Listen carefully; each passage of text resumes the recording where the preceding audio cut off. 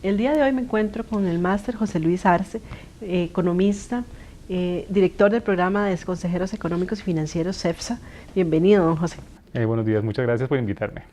En la coyuntura actual me gustaría que conversáramos sobre la reforma fiscal y más que la reforma fiscal, las implicaciones que esta va a tener sobre la economía costarricense, que es yo creo que el tema que andamos en boga y de gran importancia para el país actualmente.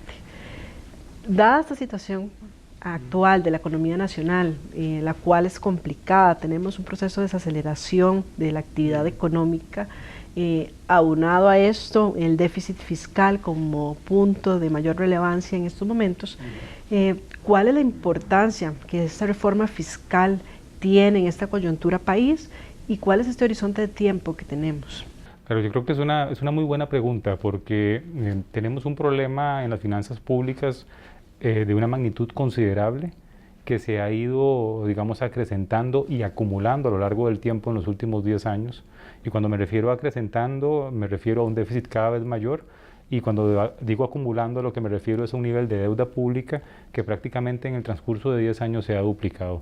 La situación de las finanzas públicas es compleja, tiene implicaciones de muchos tipos, pero uno muy importante es el efecto negativo que tiene sobre las condiciones crediticias y la reforma fiscal o el proyecto, más bien específicamente el proyecto de fortalecimiento de las finanzas públicas, que es lo que se está discutiendo en la Asamblea, es justamente un conjunto de medidas que vienen a ser una primera etapa del proceso de ajuste en las finanzas del gobierno.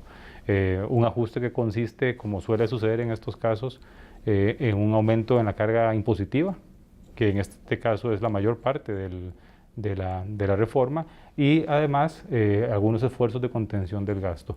Pero sí es un tema de la mayor relevancia porque en el corto plazo es probablemente el tema fiscal y sobre todo qué decisiones concretas y específicas tomemos para empezar a resolverlo como sociedad va a ser fundamental para la coyuntura de los próximos meses. Correcto. ¿Cuánto es el impacto de este proyecto como porcentaje del PIB? Esa es una muy buena pregunta también, porque es una primera etapa, ¿verdad? Estamos hablando de que en conjunto las medidas de ingreso más las medidas de gasto que contiene la reforma en discusión en el Congreso generaban originalmente alrededor de 1,8% del PIB, ¿verdad? Todos sabemos que los procesos de discusión política en materia fiscal son muy complicados, ¿no?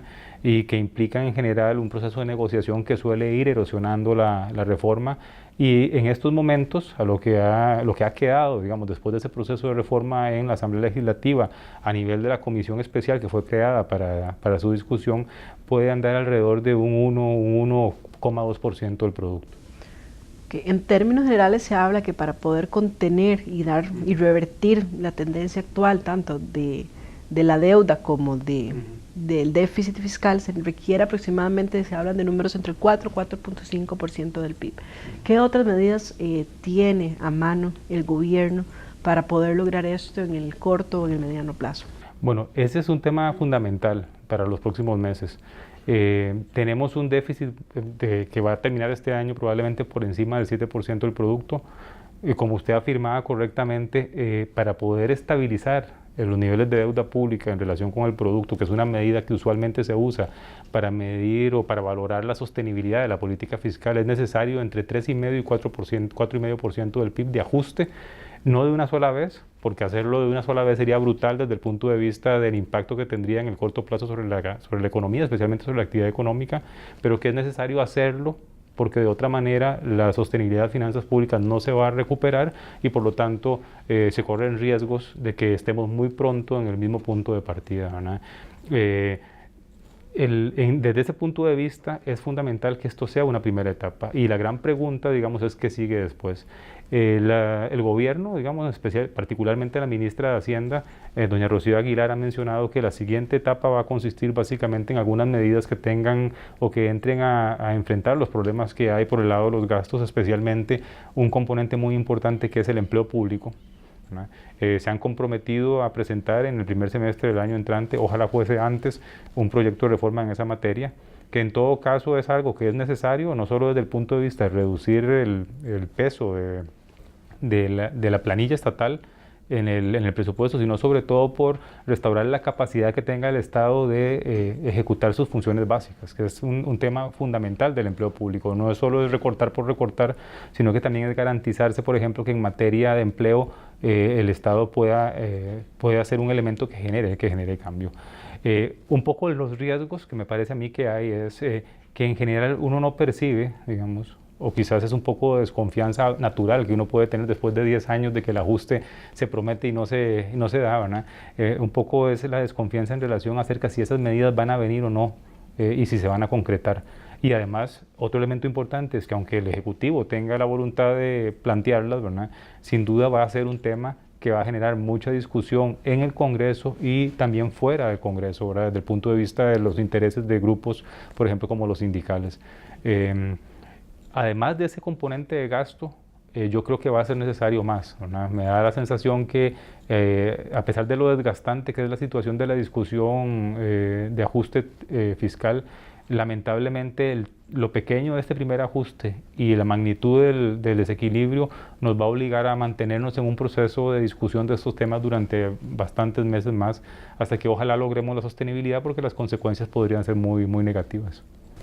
Sí, de hecho, viendo normalmente cuando uno dice un proyecto fiscal restrictivo, uno preferiría que la economía esté en una etapa bollante y acelerada y bueno, y no es, como dijimos anteriormente, el punto en el que está.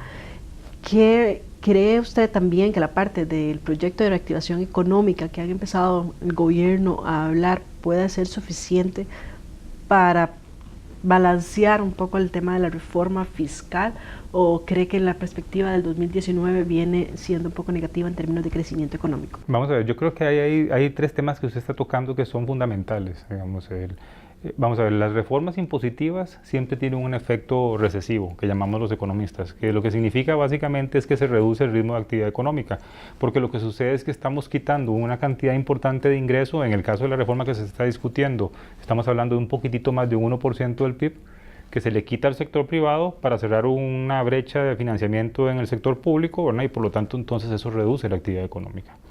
Ahora hay que tener presente que la alternativa no es crecer más, ¿verdad? Sin ajuste fiscal, de todas maneras la economía se va a seguir desacelerando y probablemente de una manera más, digamos, intensa y con efectos peores en el largo plazo, porque si no hay ajuste fiscal o si la gente no percibe que sea suficiente, lo que vamos a ver es un endurecimiento adicional en las condiciones del crédito, es decir, menos disponibilidad de crédito, tasas de interés más elevadas, y eso sin duda tiene un efecto peor sobre la confianza y sobre la actividad económica. En ese sentido, a mí me parece que es un elemento bien importante, adicionalmente a la reforma, es plantear las medidas de reactivación, ¿verdad? Yo creo que ese es un acierto del gobierno, ¿verdad? Que ojalá en esta ocasión de verdad se materialicen, ¿verdad? Porque al igual que en el tema del ajuste fiscal, muchos años hemos hablado de algunos de los aspectos que están contenidos en esa reforma y no se ejecutan, no tanto por voluntad de las autoridades del Ejecutivo, sino porque en realidad somos un país muy complicado, ¿verdad? Para hacer las cosas. Nos encantan los trámites, ¿verdad? Nos encanta además también complicar los procesos en aras de la transparencia, y eso pasa mucho en obra pública, por ejemplo, y aunque evidentemente la transparencia es un valor fundamental, ¿verdad?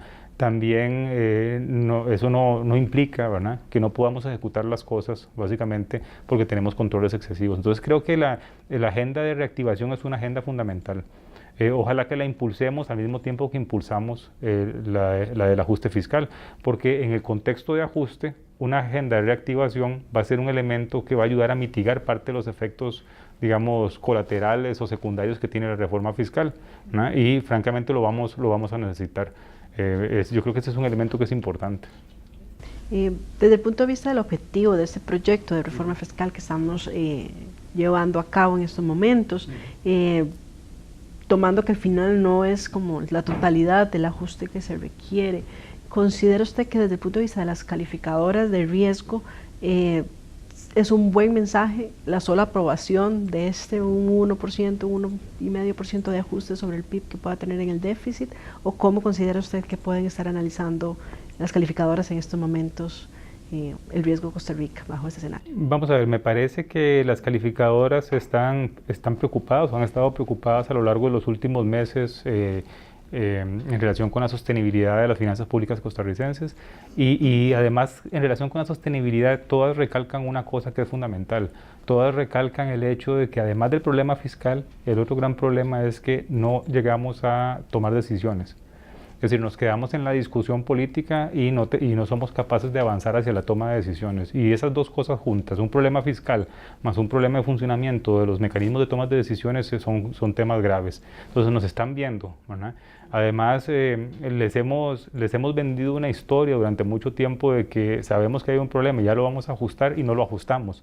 Y por lo tanto, como suele suceder cuando uno hace eso con cualquier persona, ¿verdad? Hemos ido perdiendo credibilidad. Entonces yo creo que en este momento, digamos, el único mensaje que el país puede dar que sea aceptable para los inversionistas externos, para las calificadoras y para nosotros mismos internamente, para los inversionistas locales, es la aprobación de este proyecto.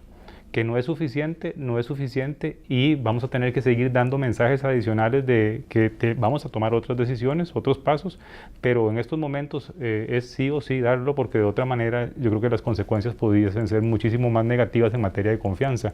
Estoy seguro, por ejemplo, que si se descarrilara el proyecto en el Congreso, que no percibo eso en este momento, ¿verdad? De hecho me parece que el resultado final va a ser su aprobación en el plenario, ¿verdad? Estoy sin duda seguro que las calificadoras revisarían probablemente de manera negativa la calificación costarricense. En contraste, si se aprueba, ¿verdad?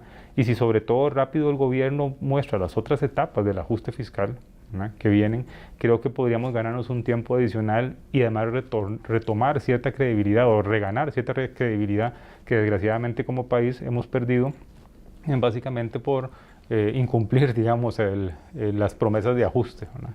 Muchas gracias, don José. Ha sido muy valioso el espacio. Lo esperamos pronto también por acá. Gracias.